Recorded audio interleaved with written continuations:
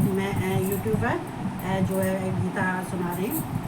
और चूँकि ये गीता का ज्ञान, ये कहते हैं गीता का ज्ञान मुझे जो भगवान कृष्ण अर्जुन को जो समझाते हैं तो मेरी समझ में भी आता है। मैं जो थोड़ा बहुत हम भूल जाते हैं या हमें इतना पुराण में हम नहीं सुन पाते, तो कहते हैं कि इसमें इतना ज्ञान दिया है, ऐसा ज्ञान दिया हुआ है कि हमें भगवान शिव की प्राप्ति के लिए कोई ज़्यादा मेहनत नहीं करनी पड़ेगी। तो गीता की तरफ चलते और सब आह्वान करो तो भगवान शिव का, भगवान कृष्ण का, और हमारी प्यारी प्यारी सुंदर सी, बहुत सुंदर, बहुत प्यारी नैनो उनके कटीले और उनके बाल बड़े बड़े, और उनको मैं राधा को याद करती हूँ और सपने में भी कभी कभी आती हैं, कभी कभी आ जाती हैं। और तो आगे तो फिर नहीं कुछ बताऊँगी कैसे आती हैं, कब आती हैं, क्या क्या आती हैं, साक्षात आती हैं, कुछ सपनों में आती हैं। तो मैं उनको भी प्रणाम करती हूँ और कृष्ण भगवान को भी प्रणाम करते हैं। तो चलो हम चलते हैं।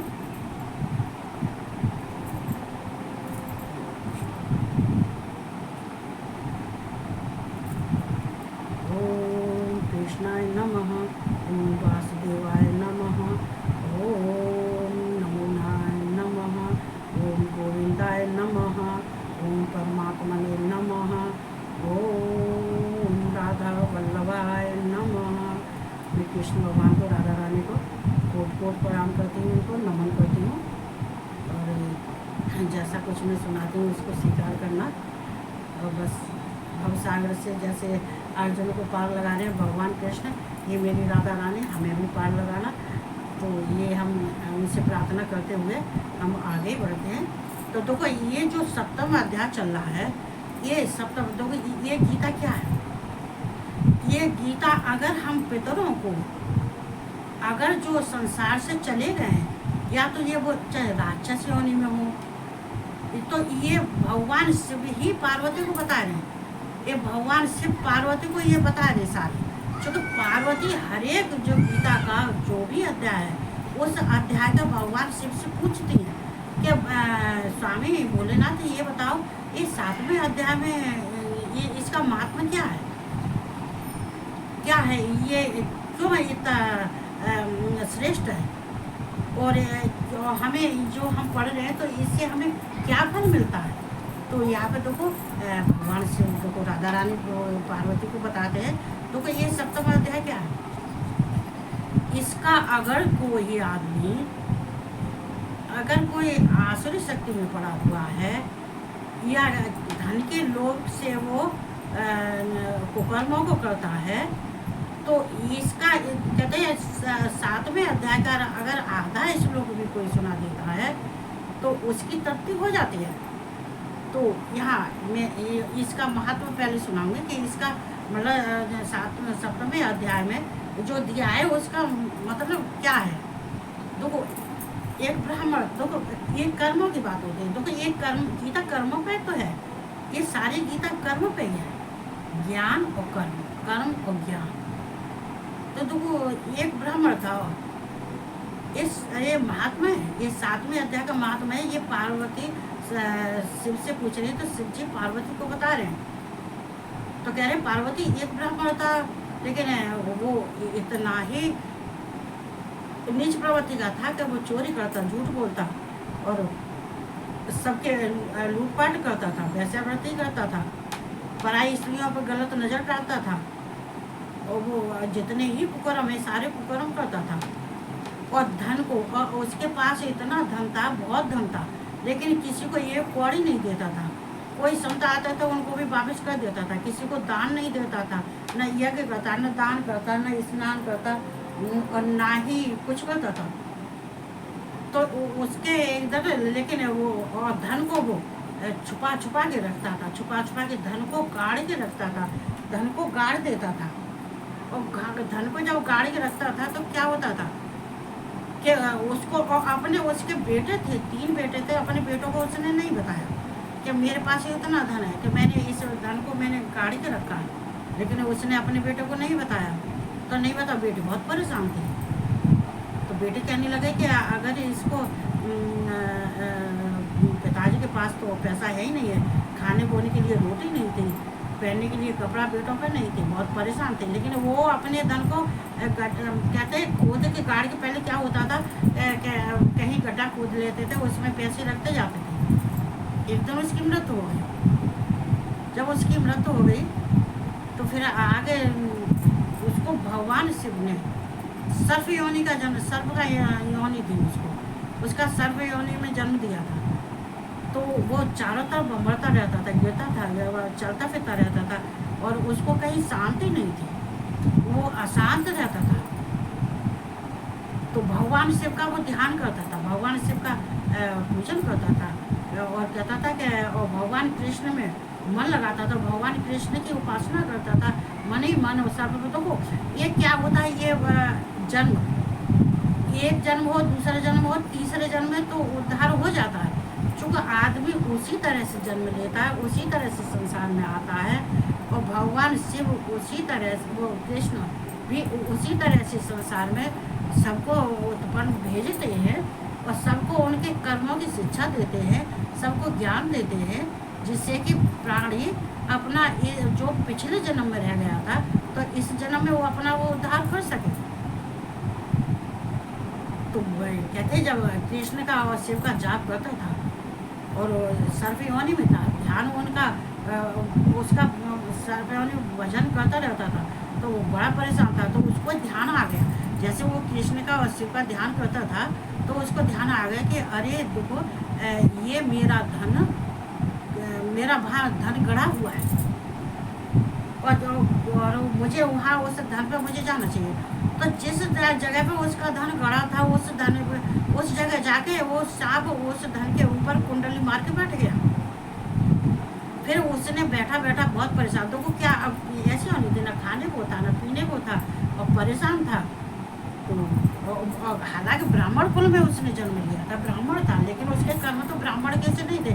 जब कर्म ब्राह्मण जैसे नहीं होते तो क्या होता है, तो प्राणी भटकता है, जिंदा पे भी भटकता है, मरने पे भी भटकता है। ऐसा नहीं है कि मरने के बाद में भटके, जिंदा पे भी दुख झेलता है, जिंदा पे भी भगवान उसको खींच के, उसको कड़ेर के, उसको भगा के उसको मारते। तो उसने अपने मझले बेटे को स्वप्न दिया, मझला बेटा क्या बेटा का, हाँ कि देखिए मैं ऐसे ऐसे तेरा पिता बोल रहा हूँ, और ऐसे ऐसे भाग धन रखा है, और मैं उस धन की रखवाली कर रहा हूँ, तू आ जा, तो उस धन को ले जा।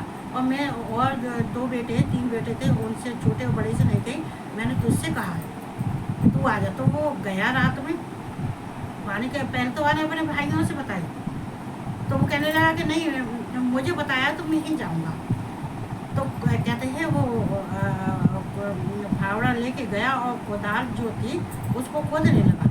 जब कोदाल को खोदने लगा, पहले तो वो देखता रहा कि कहाँ है, कहाँ पे ऐसा गड़ा हुआ है, कहाँ है, किस जगह पे है, नाग कहाँ बैठा हुआ है। उसको नाग भी नहीं दिखाई दे रहा था, और कोदाल भी नहीं दिखाई दे रही थी।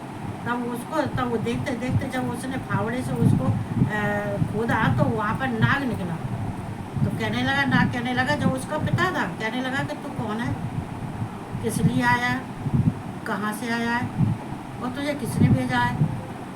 तो वो कहने लगा कि पिताजी आपने ही तो मुझे भेजा, आपने ही तो स्वप्न दिया था कि तू आ जा, और ऐसे खुदाल है वहाँ पे मैं नाग के रूप में बैठा हुआ हूँ, नाग योनि में मैंने जन्म ले लिया है, और तू आ जा, वहाँ सोना और चांदी सब धन भरा हुआ है, तो तू ले जा। तो मैं आया हूँ। उन्होंने कहा कि अरे जब तू आया है तो ठीक है, तू धन को तब ले जाएगा, पहले तू मेरे लिए मेरे मुक्ति का मार्ग दे, मुझे मुक्ति कैसे मिलेगी, मुझे मुक्ति कहाँ मिलेगी, कैसे मुझे मुक्ति मिल सकती है, पहले तो मुक्त कर मुझे, बहुत परेशान हूँ ना, मुझे खाने को पीने को कुछ भी नहीं, मैं बहुत परेशान हूँ, और इसको धन को भी रखा रहा हूँ मैं, चूँकि धन का लोभी था तो धन का लोभी क्या है, और कहते हैं साहब ये किस्सा धन का और है विष्णु भगवान का, वो मैं फिर किसी दिन सुनाऊंगी जो है।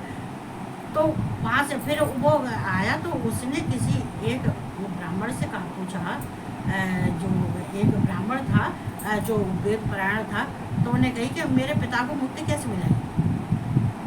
तो उसने कही कि देखो ये 7वें अध्याय का श्लोक है, उसमें जो श्लोक है उसमें से आधे श्लोक का तो एक नहीं कर पा, तो आधे श्लोक का और जाप करो, आधा श्लोक का जाप करो, वो आधा श्लोक मंत्र बोलो उसको।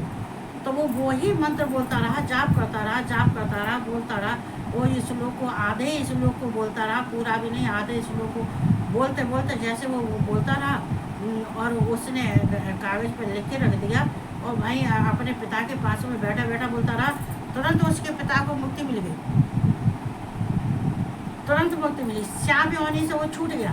और छूटने के बाद में फिर उसने कही कि बेटा खदान जो कूद ली, जो जहाँ है जो मेरा पैसा रुपया सोना चांदी जो भी जी धन है उसको तू खोद ले, लेकिन तेने मुझको मुक्ति कैसे दी। उसने कही पिताजी मैंने 7वें अध्याय का ये श्लोक का और मैंने पूछा था, ब्राह्मण से पूछा था और भगवान कृष्ण ने दर्शन दिए और ब्राह्मण को कोई नहीं था, भगवान कृष्ण ने साक्षात उसको दर्शन दिए थे। और दर्शन देने के बाद में कहा था, तब उसने कहा कि मैंने वो आधे श्लोक का मैंने जाप किया था, मंत्र जाप किया था, आधे श्लोकों में तुम्हारे संकल्प से मैं बोलता रहा भगवान कृष्ण के सामने, तो उससे तुम्हारा उद्धार हुआ है। तो उन्होंने बहुत बहुत धन्यवाद दिया उसको और सारा माल दिया और देने के बाद में उसको मुक्ति मिली। कहते हैं कि भगवान का विमान आया, वो आराम से विमान पर चढ़ के गया। फिर वान के बेटा और मेरे जितने पितर हैं, जैसे मेरे पिता हैं, मेरी माता हैं, उसका पिता बोला जैसे कि और जितने जहाँ से गए तो उनका भी उद्धार कर। तो उस दिन से उसने जो सोना धन था वो सारा दान में, यज्ञ में सब उसने दान कर दिया, पूजन करवाता, यज्ञ करवाता और सबको दान देता, भूखों को भोजन देता, कपड़े देता। और भगवान कृष्ण के जाप में लग गया। इसी 7वें अध्याय के श्लोक वो पढ़ता रहा और सबका जितने पितर थे उसके सबका उद्धार कर दिया उसने। तो ये 7वें अध्याय का ये महात्मा है। तो मैं इसे सुनाती हूँ और बस केवल 2 श्लोक और सुनाऊंगी क्योंकि बहुत बड़ा आ जाएगा चोरियाँ।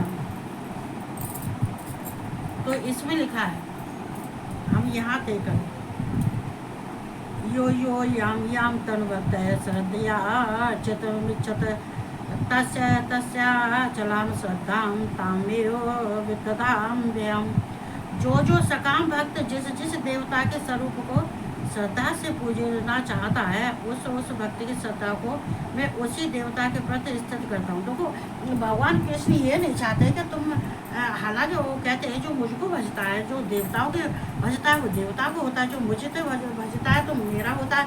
लेकिन फिर भी भगवान कृष्ण कहते हैं कि वो जिसकी देवता की पूजा करता है मैं उसके पूजन का और प्रार्थना का सब में उस देवता के पास में मैं पहुँचा देता हूँ, मैं खुद से पहुँचाता हूँ। क्योंकि भक्त जब भक्ति कर रहा है तो भगवान कभी उसके बाधा नहीं डालते, तो उसकी प्रार्थना को सुनते हैं। जो उसकी भक्ति होती है, जो पूजा होती है, जो पाठ कर रहा होता है, तो सब जिस देवता का कर रहा था तो भगवान के उस देवता तक उसका सब पहुँचाते हैं।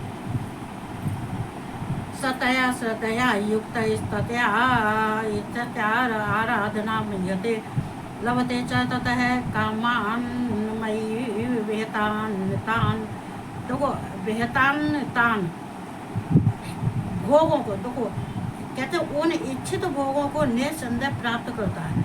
वह पुरुष जो है उस श्रद्धा से युक्त होकर उस देवता का पूजन करता है और उस देवता से मेरे द्वारा ही विधान किए हुए उन इच्छित भोगों को निसंदेह प्राप्त करता है। तो जो उसकी जिस देवता से इच्छा होती है, जिसकी पूजा करता है, तो भगवान के माध्यम से, कृष्ण के माध्यम से वो सब उसको प्राप्त करवाते, सब देते हैं। तो देने वाले कौन है? तुम देवताओं की पूजा जरूर करो, लेकिन देवताओं की पूजा करने के लिए वो पूजा क्या होता है, 33 कोटि के देवता है, कोई किसी को पूजता है, कोई किसी को पूजता है, लेकिन वो नाशवान है।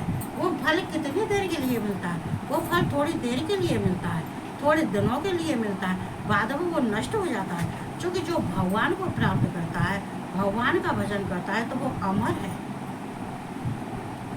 अनंत है। तो अनंतवंत फलम तेषां मेधासां देवान देव यजो यान्ते मध्यवक्ता यान्ते मावपे। परंतु उन अल्प बुद्ध वालों का वह फल नाशवान है तथा वे देवताओं को पूजने वाले देवताओं को प्राप्त होते हैं। तो उनकी अल्प बुद्धि, कम बुद्धि, कहते हैं जो कम बुद्धि वाले होते हैं, जो अल्प बुद्धि वाले होते हैं, उनका फल नाशवान होता है।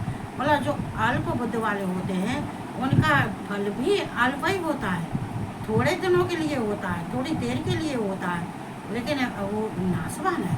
देखो जिसका हम भजन करते हैं भगवान है, परम ब्रह्म, उनका हम भजन करने से हमें जो फल मिलता है तो उससे हमें सुख आराम मिलता है, मोक्ष मिलता है, मुक्ति मिलती है और ज्ञान प्राप्त होता है। तो कहते हैं ये तो क्या है, ये तो नाशवान है तथा वे देवताओं को पूजने वाले देवताओं को प्राप्त होते हैं और मेरे भक्त चाहे जैसे भी भजे अंत में मुझको ही प्राप्त होते हैं।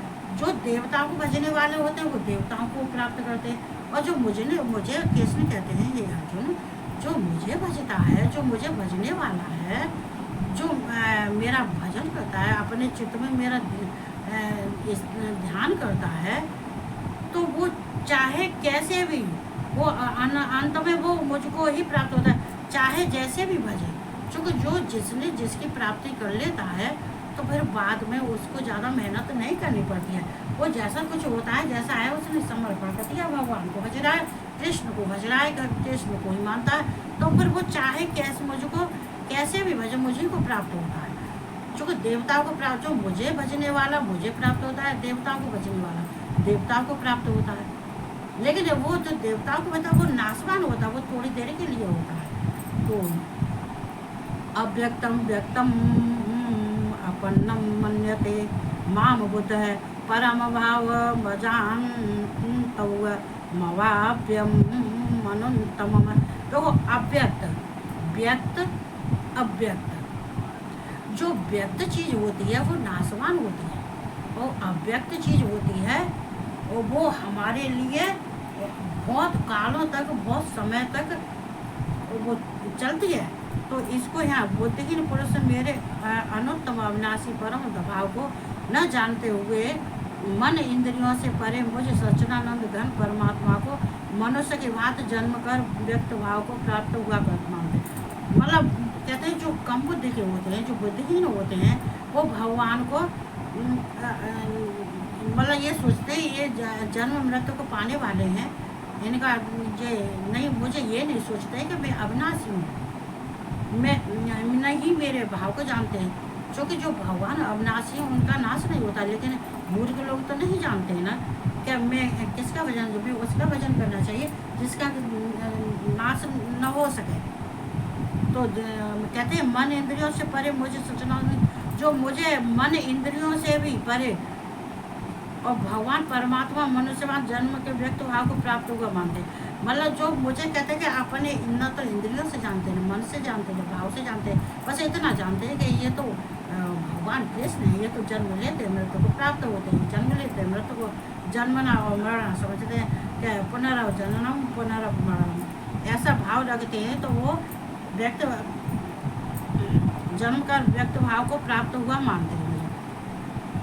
नामम प्रकाश है सर्वस्य योग माया समावृत है मूढ़ो वयम नाव जानात लोको माम माम जम्यम यम। अपनी योग माया से छिपा हुआ मैं सबके प्रत्यक्ष नहीं होता, इसलिए यह अज्ञानी जन समुदाय मुझे जन्म रहते अविनाशी परमेश्वर को नहीं जानता, अर्थात मुझको जन्म से जन्मने और मरने वाला समझता है। देखो भगवान शिव अपनी योग माया से अपने को अदृश्य रखते हैं। देखो भगवान शिव हैं, भगवान कृष्ण है, लेकिन तुम वृंदावन में रहते हो, मथुरा में रहते हो, गोवर्धन में रहते हो, बरसाने में रहते हो, लेकिन भगवान तो वही घूमते हैं। लेकिन कोई उनको देख नहीं पाता है, ना समझ पाता है। भले ही देख लेता तो मनुष्य समझेगा, भगवान नहीं समझेगा। जैसे आम मनुष्य है, ये डोल है, वो डोल है, ये वही होंगे। राधा है तुम्हारे दरवाजे पे आ जाए, तुम सोचोगे अरे मांगने वाली आई होगी, चलो भैया उसको पैसे दे दो। अरे नहीं, वो अपनी दृष्टि से देखो तो कहते हैं कि मैं सबके प्रत्यक्ष दिखाई नहीं देता हूँ, अपनी योग माया से मैं किसी को प्रत्यक्ष दिखाई नहीं देता हूँ, अदृश्य रहता हूँ। और अज्ञानी जो जन समुदाय मुझे जन्म रहते अविनाशी परमेश्वर, और जो अज्ञानी है, जो उनको ज्ञान नहीं है, तो जो मनुष्य होते हैं जन समुदाय, मतलब जो संसार के जो मनुष्य होते हैं, उनको जो जन्म लेते हैं और मरते हैं, उसी तरह से मुझे जन्मना मरना समझते हैं। ये देखो, यह ज्ञान है, अज्ञान का ये ही विशेषता है। तो हम कभी कभी हमें ये सोचना चाहिए कि भगवान जन्म लेते हैं, लेकिन जो ये ज्ञान क्या है, भगवान कृष्ण जिसकी बुद्धि में ज्ञान भरते हैं, तो उसके अंदर ज्ञान के लिए कोई मेहनत नहीं करनी पड़ती है। और जो बुद्धिमान होते हैं, जो कहते हैं अरे अपने मजे में कर रहे हैं, अरे होंगे भगवान, कोई होंगे तो क्या होंगे, अरे क्या दरवाजे पे कोई समझा आए तो क्या कोई भगवान है, अरे होंगे चलो जाओ पैसे दे दो बजा दो, लेकिन थे तो भगवान। लेकिन प्रत्यक्ष तो नहीं दिखाई दे रहे थे, क्यों उससे पे मोर मुकुट है, उनके हाथों में बंसी है, गले में वैजयंती माला है, कि बगल में उनके राधा है, ऐसा तो कुछ नहीं था। साधारण मनुष्य के रूप में आए थे, लेकिन नहीं पहचान, मूर्ख नहीं पहचान सका, जब वो अज्ञानी है। तो जब उसको ज्ञान नहीं है, अज्ञानी है, और उसमें वो कुछ रहता है सतम में, माया में, माया से लिप्त रहता है। जो माया से लिप्त रहता है वो अज्ञानी होता है। तो मैं आज बस इतना ही पढ़ूंगी। चलो एक श्लोक और बोलती हूँ, तो बेटी देख जाती है कि हम कितना और पढ़ोगी। वेदायाम समतीता वर्तमान च अर्जुन भवस्यान च भूतान माम तो वेद न कश्चन। ये अर्जुन, पूर्व में व्यतीत हुए और वर्तमान में स्थित तथा आगे होने वाले सब भूतों को मैं जानता हूँ। तो वो भगवान किसको नहीं जानते? अर्जुन से नहीं कहते कि अर्जुन कितने जन्म तेरे पहले नहीं हो चुके, कितने अवतार मैंने नहीं ले चुके, लेकिन तू मुझको नहीं जानता, लेकिन मैं तुझे जानता हूँ। तो भगवान चाहे पूर्व में किसी ने जन्म लिया हो, चाहे वर्तमान में लिया हो, चाहे आगे लेने वाला हो, भगवान सबको जानते हैं। भगवान कृष्ण सबको जानते हैं। कहते हैं कि अपने अंतर मन से सबको जानते हैं। कहते हैं बिना आंखों से देखते, बिना पैरों से चलते, बिना हाथ से कार्य करते। तो वो सब, तो मुझको कोई भी श्रद्धा भक्त रहे तो पुरुष नहीं जानता, लेकिन मुझे इतनी किसी में भक्ति और श्रद्धा नहीं है जो मुझको समझ सके, जो मुझे पहचान सके। क्यों है? अज्ञानी है, ज्ञानी नहीं है, समझता ही नहीं है। अरे वो तो चलो मूर्ख तो नहीं समझते हैं, पर कभी कभी तो मैं उनको कहती हूँ जो भक्त है, जो ज्ञानवान है, जो भक्ति में रमणे हुए हैं, वो भी भगवान को नहीं पहचान सकते। क्यों नहीं पहचान सकते? तो वो जिस स्थान पर रहते हैं उस स्थान पर नेगेटिव भी रहते हैं। तो जिस स्थान पर नेगेटिव रहते हैं तो पॉजिटिव आदमी कितना भी होगा, अगर वहाँ रहेगा तो वो भ्रमति ही रहेगा। कितना भी अच्छा होगा, कितना भी भक्ति में लीन होगा, कुछ भी होगा, कैसे भी होगा, लेकिन फिर भी थोड़ा थोड़ा तो वो होगा, क्योंकि जैसे स्थान पर रहना और वैसी ही बुद्धि बनती है। ये तो वह कहते हैं, ये तो हजारों में एक आधे ऐसे होंगे जो भगवान में रमण करने वाले, जो भक्ति में रंगने वाले, जो भक्ति का चोला पहनने वाले, तो वो भगवान को पहचान सकते हैं, उनकी दिव्य दृष्टि भगवान ही देते हैं। तो वो तो हजारों में एक आधे होते हैं। तो मैं इसलिए भगवान को देखो, हम भगवान को कैसे पहचानते हैं? भगवान जो कृष्ण भगवान जो ज्ञान दे रहे हैं, वो ज्ञान हमें भी लेना चाहिए। मैं अपनी कहती हूँ, मैं किसी की नहीं कहती हूँ। क्या मैं शिव पुराण तो पढ़ती थी, शिव का ज्ञान तो मेरे में कूट कूट के भरा ही है। अब मैं किसी से बोल सकूँ या नहीं बोल सकूँ, कितना बोलूँ कि नहीं बोलूँ, लेकिन मेरे अंदर भगवान के शिव की इतनी ही छवि मेरे अंदर बसी हुई है कि अगर मुझे कोई अंधेरे में डाल देगा, वहाँ भी मैं देखूँगी, मैं तो प्रकाश में पड़ी हुई।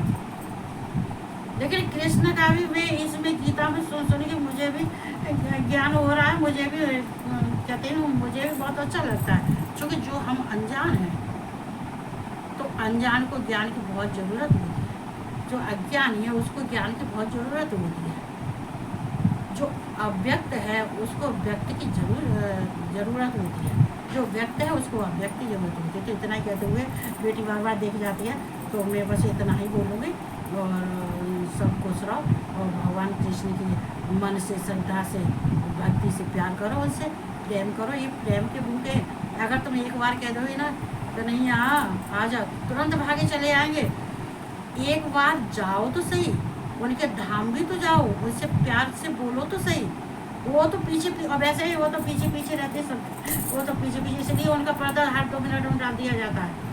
हाँ, वो तो मैं बस इतना ही बोलूँगी। और बस यूट्यूब पे बोल रहे हैं, और यूट्यूब वाले आजकल मेरे लिए लाइक नहीं कर रहे। क्यों नहीं कर रहे कि मैं देखती हूँ, तो कल से मुझे लाइक ठीक ढंग से नहीं किया है। मुझे फटाफट लाइक करो, फटाफट लाइक करो, जिससे मैं आगे बढ़ूँ। और बस इतना ही कहते हुए सबको जय श्री कृष्ण और राधे राधे। और